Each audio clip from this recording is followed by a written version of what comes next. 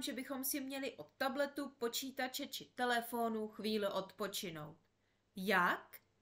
No přece tím, že vstaneme a trochu si zacvičíme.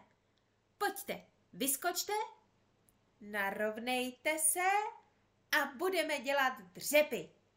1, 2, 3, 4, 5. Rozpažte ruce a na jednu stranu, na druhou, na jednu, na druhou. Zaklepte hlavou. To je mnohem lepší. Když dlouho sedíme a nehýbeme se, není to pro naše tělo moc zdravé.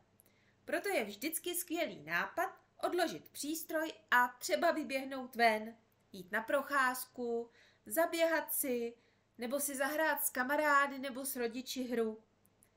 Proto náš dnešní úkol zní: odlož teď chvíli telefon a zkus dělat něco jiného. Aspoň na chvíli. Svět je přece tak krásný a byla by škoda ho poznat jen přes obrazovku.